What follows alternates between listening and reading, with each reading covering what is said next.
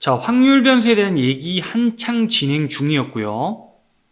그 중에도 연속 확률 변수에 대해서 예를 좀 더 들어가면서 보다 디테일한 얘기를 해보자 라는 그 비슷한 그 말을 지난 시간에도 했었기 때문에 연속 확률 변수에 대한 예를 이번 시간엔 바로 보러 가겠습니다.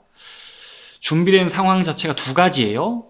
얘가 두 가지 준비되어 있고 situation 1, situation 2 중에서 situation 1부터 바로 봅니다. 구슬을 굴려 멈추는 곳의 좌표. 상황을 제가 좀 부연 설명해 드릴게요. 수직선 위에서 그 수직선 위에 그 변수의 값이 0인 지점과 3인 지점에다가 벽을 설치하고요. 미니 방벽입니다. 탄성력이 어느 정도 있는 소재로 미니 방벽을 갖다 세워두고요. 여기다가 그 사이에 구슬을 떨어뜨려서 구슬을 휙 굴린다 칠게요. 그럼 이 구슬이 튕기고 튕기면서 왔다 갔다 하겠죠. 그러다가 마찰 때문에 점점 속도가 느려지다가 어디선가 멈춰 선다고 이런 상황을 가정해 봅시다. 그러면 그때 그 구슬이 멈춰 서는 지점의 좌표를, 구슬을 굴려 멈추는 곳의 좌표를 지금부터 확률 변수 K라고 해보자고요. 지금 이 상황에서 이렇게 설정한 확률 변수 K는 연속 확률 변수겠죠? 왜냐? 요 사이에 있는 어떤 숫자든 간에 어떤 실수든 간에 K의 값으로 가능하잖아요. 공이 여기 어디서든 멈춰 설 수 있는 거고 어떤 값이든 요 구간 내에 어떤 값이든 K의 값이 될 수 있겠다. 이런 확률 변수는 연속 확률 변수다라는 거를 지난 시간에 잠깐 얘기를 했었죠. 그 예를 지금 구체적으로 처음 살펴볼 뿐. 자, 그러면 그 옆에 있는 것도 한번 살펴볼게요. Situation 2, 지나가는 아무개씨의 키. 여기에 대해서도 부연 설명을 제가 좀 해드리자면 조금 무례한 그런 이제 상황 설정을 해보겠습니다. 우리가 길에 서 있다가 아무나 랜덤하게 길 지나가는 사람을 막 붙잡고 키 좀 재본다고 칠게요. 실제로 그럼 굉장히 무례한 짓일 수도 있지만 상상만 해보자고요. 상상만 하는 건 뭐 그렇게 무례하진 않잖아요. 그냥 길 가는 사람 아무나 붙잡고 키 좀 재본다 칠게요. 그렇게 지나가는 사람 아무개씨의 키를 잴 때 그 지나가는 아무개씨의 키를 확률 변수 X라고 지금부터 해봅시다. 그럼 이렇게 설정한 확률 변수 X는 또 연속 확률 변수겠는데 이 연속하는 어떤 숫자든 간에 X의 값이 될 수 있잖아요. 그렇죠? 뭐 넉넉 잡아 구간을 갖다가 40cm, 센티미터란 단위를 빼면 40부터 한 뭐 280 사이에 어떤 값이든 간에 X의 값이 될 수 있으니까 이런 거 연속 확률 변수다라는 걸 지난 시간에도 얘기했고 Situation 2에 대해서도 한번 살펴보고 있습니다.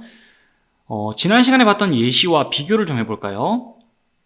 제일 처음 봤던 사례죠. 이산확률 변수에 대해서 우리가 살펴볼 때 이 슬라이드를 봤었는데 지금 어떤 그 연속하는 값들이 전부 다 확률 변수 값으로 가능한 게 아니죠. 띄엄띄엄 있는 이 몇몇 값들만 확률 변수의 값으로 가능하지 쭉 늘어선 연속적인 이 숫자들이 전부 다 확률 변수의 값으로 가능하지가 않았잖아요. 이산확률 변수에 대해서 살펴볼 때는. 그런데 지금은 그와 다르게 쭉 늘어서 있는 모든 숫자들이 확률 변수의 값이 될 수 있다는 거. 자, 이런 식으로 우리는 연속 확률 변수와 이산확률 변수에 대해 구분을 할 수 있겠습니다. 앞으로 할 수 있겠죠? 자, 할 수 있을 걸 믿을게요. 자, 그러면 오케이. 일단 준비해 있는 그 사례는 두 가지 다 살펴봤고요. 여기서 하나 더 얘기하고 끝낼 게 있어요. 어떤 얘기를 할 거냐면 연속 확률 변수와 이산 확률 변수 사이에서 찾아볼 수 있는 정말 뚜렷한 차이점 하나가 있는데 거기에 대해서 꼭 얘기를 해보고 끝내야 될 것 같아요. 그래서 제가 질문 하나를 일단 띄울게요. 이게 지금 뭘 물어보는 거죠? 이 수식이 의미하는 바가 뭐죠? 지나가는 아무 개씨의 키, 랜덤하게 한 명 골라서 키를 쟀을 때 그 키를 우리가 확률 변수 x라 한다면 그 키가 183이 될 확률이 얼마일까라는 거고요. 정답을 먼저 띄워보자면 이거는 생각할 것도 없이 제로입니다. 그러니까 키가 183인 사람은 있을 리가 없다는 거예요. 그러면 누군가는 이렇게 생각할 수도 있죠. 키가 183인 사람이 걸릴 수도 있잖아. 왜 확률이 그냥 제로라는 거지?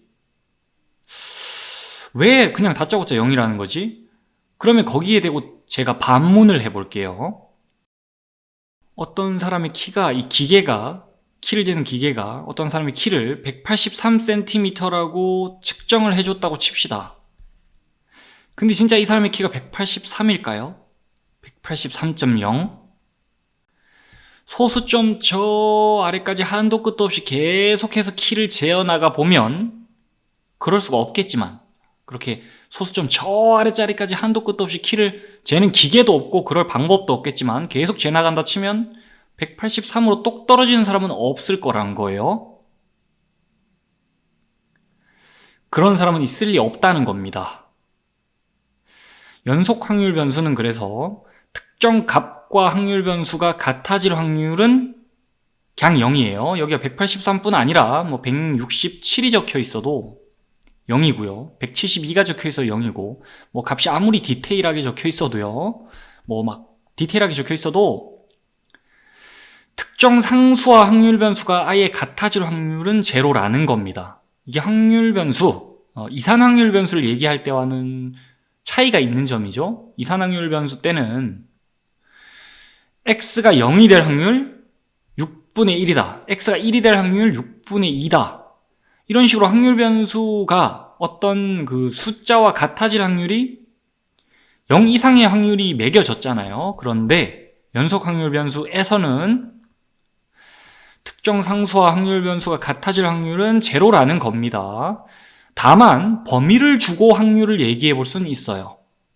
확률 변수가 요 사이의 값을 가질 확률은 0 이상의 값을 가질 수 있습니다. 그래서 연속 확률 변수에 대해서 얘기할 때는요, 확률 변수가 특정 값과 같아질 확률은 얼마게? 이런 얘기는 하지 않아요. 그냥 범위와 함께 항상 확률을 따지게 된다는 거, 거기까지만 일단 들어두시면 좋겠어요. 그러면 이 확률은 0 이상의 값으로 매겨질 수 있습니다. 거기까지만 일단 들어두시면 좋겠어요. 자, 이래서 우린 연속 확률 변수에 대해서도 예를 들어가면서 좀 디테일한 얘기를 해봤고요. 자, 이번 시간은 일단 여기까지 할게요.